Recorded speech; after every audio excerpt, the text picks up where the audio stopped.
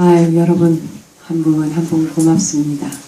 오늘 날씨가 참 좋죠? 네. 참 화창하고 멋진 날입니다. 4월에 햇살이 아주 눈부시고 꽃들이 한번 피었다가 이제 어느 정도 얼추 다 떨어져서 다시 왔던 길로 돌아가고 이제 마지막 여운을 남기고 있는, 그러면서 그 꽃들 사이에서 또 새순이 돋아나고 있어요. 파란 그 새순이 돋아나는 은행나무 잎사귀나 버드나무 가지들, 또 그런 연둔 잎사귀들을 보다 보면 여러분 마음에도 희망이 생기시지요?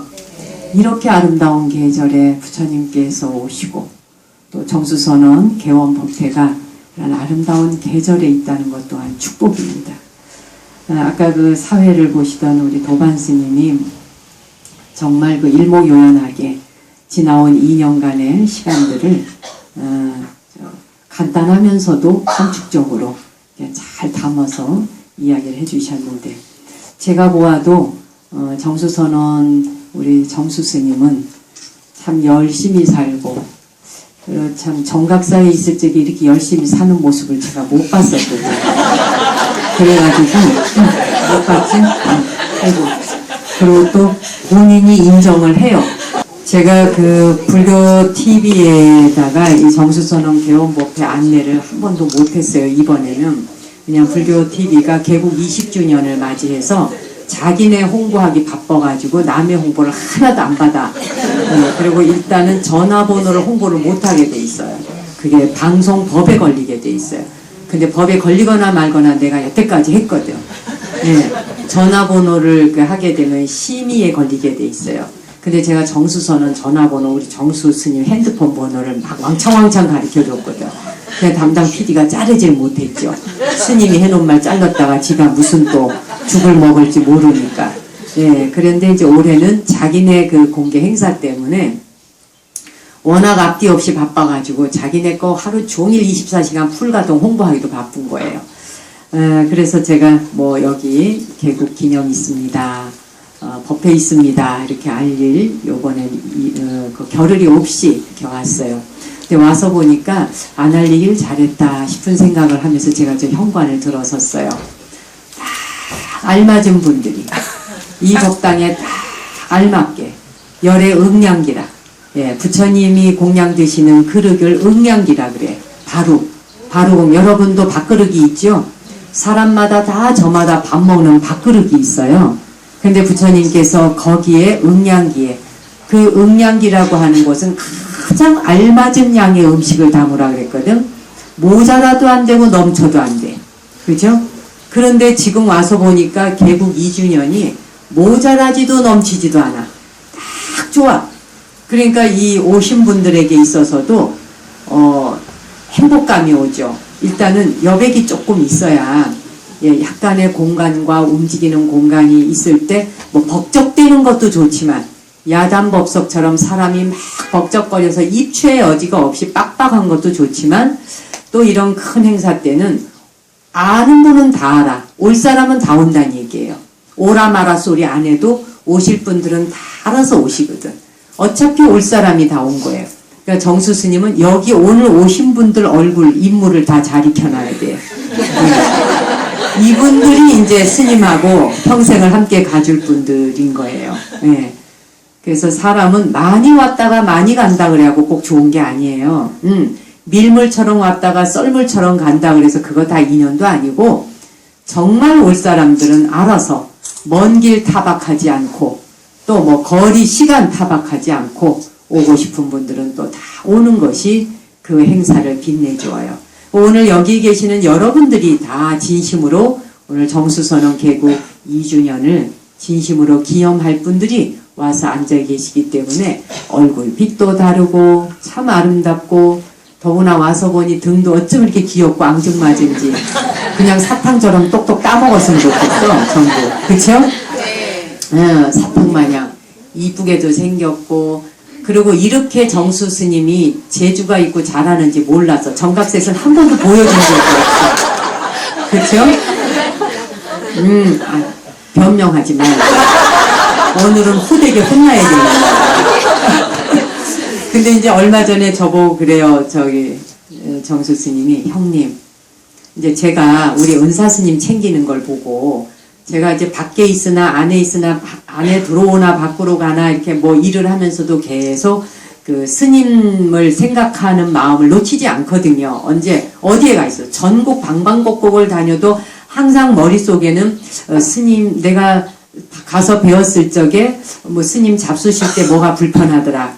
또 무엇을 잘 드시더라. 어떠한 것은 좀 불편더라. 요게 한눈에 보이기 때문에 그러다 보면 이제 머릿속에 제가 입력을 해놔요. 오다 가다 뭐 스님 드시는 물컵이 깨졌다. 그러면 오다 가다 스님에게 알맞은 컵을 하나 사야겠구나. 또 뭘 해야겠구나. 이걸 머릿속에 집어넣고 있죠. 이제 그러면서 전화 받는 것도 보고 이제 이러다 보니까 정수 스님이 형님 제가 왜 그 절에 있을 땐 그런 게 하나도 생각이 안 되고 안 보였을까요? 그게 하기 싫어서가 아니라 안 보였다는 거예요, 그게. 그런데 요즘 제가 정수선언을 해놓고 나와서 살아보니까 아 내가 거기 정각사 살 적에 이렇게 했었으면 참 더 좋았겠구나. 그리고 요렇게 하면 되는 거였구나. 이런 것들이 나와서 보니 이제 하나하나 생각이 되고 아 내가 참 그때 바보처럼 살았었구나. 이런 얘기를 얼마 전에 저한테 얘기를 해요. 그래서 내가 그랬었느냐고. 그러니까 이제 이게 내 집이라고 지니고 있어 봐야 내 절이다 하고 지니고 있어 보면 1번부터 10번까지 A에서 Z까지를 다 주지가 신경을 써야 됩니다. 그렇죠? 하다못해 여기 뭐 초 하나 올라오는 거 뭐 청소하는 거 어디에 뭐 놓는 거 저게 내가 그냥 뭐 대중의 한 사람일 적에는 신경 쓸 일이 별로 없는 거예요. 알아서 다 하니까. 누군가가 와서 하리라 생각하니까. 그런데 주지의 자리 있어 보면은 하다못해 저 벽에 어느 위치쯤에 시계를 걸지, 그죠? 어느 위치에다가 등을 걸지, 등의 간격을 어떻게 해야 될지, 색깔, 컬러는 어떻게 맞출까, 이거 하나하나가 다 머리를 써야 돼. 그러다 보니까 주지를 삼다는 것은 어찌 보면 힘든 것 같지만 사실은 힘든 게 아니에요. 주지를 한번 산다고 할 때 자기에게 엄청난 축복과 기회가 오는 거예요. 일반적일 땐 생각해보지 못했던 것들을 생각하게 되는 거예요. 제가 얼마 전에 우리 자원봉사 하시는 보살님들을 버스를 한 대 해갖고 초파일 전에 우리 한번 잠깐 봄바람 좀 쏘이고 오자 하면서 이제 꽃나들이를 잠시 몇 시간 나갔다 오면서 제가 차 안에서 그런 얘기를 했어요. 내가 예를 들어서 주지를 살지 않고 그냥 나 좋아서 하고 다니는 포교만 했다고 한다면 포교만 했다면 싫은 거는 싫고 좋은 건 좋아. 하고 싶은 건 하고 안 하고 싶은 건 안 해. 그럼 되겠죠. 그런데 이제 주지라고 6년간 이제 이름을 따서 스님을 보좌해야 되는 이제 아래 제자가 되어 있고 제자로서 어른을 모셔야 하고 또 그리고 주지로서 이제 그 같은 대중 스님들과 함께 미호해야 하고 또 오시는 신도님들을 한 분 한 분을 다 마음으로 두루두량하고 챙겨야 하고 이러다 보니까 어떤 습관이 생기냐면 봤으되 보지 않은 것으로 들었으되 듣지 않은 것으로 말하고 싶으되 하지 않는 것으로 이게 생기더라고요. 그래서 주지라는 건 일반 대중짜리와 참 달라요. 예, 그러니까 내가 대중의 한 사람으로 있을 적에는 그게 못마땅한 게 눈에 띄면 그건 그게 아니지. 이건 이렇게 해야 되지 않아? 라든지 그건 좀 당신 그러네. 라든지 뭐 이럴 수 있잖아요. 근데 주지라고 하는 직책에 또 있고 보면은 그렇네 저렇네 들었어도 들었다 표시하면 안 되고 봤어도 봤다 표시하면 안 되더라고. 그리고 할 말이 목구멍에 걸리지만 그거 일일이 다 내뱉을 필요가 없더라고. 시간이 알아서 해결을 해. 예.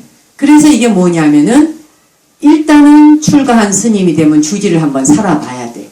사찰 경영을 하는 CEO가 한 번은 돼봐야 절을 운영하는 CEO가 한 번 돼봐야지만이 윗자리에 있으면서 더 위와 더 아래를 구워보는 중간자의 자리에서 안목도 넓어지고 생각도 넓어지는 거예요. 그래서 이제 정수 스님도 내게 그 얘기를 하고 그러면서 어느 결에 2년이라는 기간 동안 여기 이렇게 오면서 제가 이제 1년에 한 번씩 이렇게 오는 거죠. 법회 때. 그래서 이제 제 생각에 올해 개원 법회만 제가 하고 내년부터는 이제 주지 스님이 직접 하는 게 가장 좋다고 난 생각을 해. 그래서 내년부터는 정수 스님의 법문을 직접 듣기로 예, 안 되기는 뭘 하는데. 법문, 예? 법회 때만이라도 심을 좀 보다. 이 정수선언에 이렇게 1년에 한 번 와보면은, 안 와봐도 알아요. 아까 우리 도반 스님이 한 달에 9번 모임 법회를 갖는다 했는데, 사실은 내가 볼 때는 한 달에 30일을 해요, 이 사람은. 한 달 30일을 합니다. 제사 있지요. 누가 돌아가셨다면 뛰어가지요. 한 분이 여기 기도하러 밤에 왔다 그래도 바깥에 볼일 보다가도 뛰어들어오는 사람이에요. 그러니까 사실은 정규적인 정식 법회는 9번 일런지 모르지만 그 나머지의 모든 것들을 다 총괄해야 돼. 이게 바로 주지가 하는 일이에요. 주지 스님의 자리라는 건 나 좋다고 들어누워 있고 나 쉬고 싶다고 잠자고 나 놀러 다니고 싶다고 구경 돌아다니고 이럴 짬이 없어요. 안 하려면 때려치고 주지를 하려면 또 그렇게 해야 되는 거더라고. 그렇잖아요? 그러니까 뭐냐면 개인적인 사사로움의 즐거움을 버릴 수 있어야 또 주지 자리에 있게 되는 거예요. 개인적인 나 놀고 먹고 할 거 다 하고서는 CEO를 할 수가 없어. 그 회사 경영이 안 되는 거야. 그런 회사 망해. 그렇죠? 사찰도 마찬가지예요. 또 신도님들 중에 어떤 사람은 이뻐 죽겠고 어떤 사람은 안 왔으면 좋겠어. 예를 들어서 주지스님 눈에 아유 저런 보살은 좀 안 오면 도움되는데 아유 이 보살은 오니 참 도움되네. 이익관계를 따져서 오고 안 오는 것을 구별지으면 이 또한 주지 자리에 있는 게 아니더라고. 근데 나도 살아보니 그래요. 어떤 분이 오신다 하더라도 다 주지는 그거를 품어 안을 마음 도량이 돼야 돼. 그래서 주지를 사는 것이구나. 이게 주지라는 게 권력 자리가 아니거든. 그죠? 명예의 자리도 아니요 권력의 자리도 아니야. 말하자면은 모든 대중과 신도의 하인이 돼야 되는 거라. 심부름꾼이 돼야 되고 뿐만 아니라 대중과 보살님들을 위호하는 자리에 있어야 되다 보니까 두루두랑하려면 어떻게 돼야 돼? 내가 가장 낮은 자리로 내려가야지 주지인 거라. 옛날에는 주지 스님이라고 하는 자리는 옛날에 소임을 짤 때 보면 주지 자리라고 하는 자리는 원래 높은 자리가 아니었어요. 요즘은 주지 스님이 그 절에 가면 최고인 줄 알지만 우리 은사 스님이 사시던 시절에 주지 스님은 최고의 자리가 아니에요. 대중을 위호하는 가장 낮은 자리였어요. 그래서 주지는 어떤 사람을 뽑았냐? 수행력이 있는 사람을 주지를 시켰습니다. 그러니까 출가현지도 경력이 좀 있어야 되고 마음 도량도 어느 정도 있어야 되고 수행자로서 품위와 인격과 뭔가 우아함과 그 고귀함을 나름대로 갖춘 사람이라야지만 주지를 할 수 있었어요.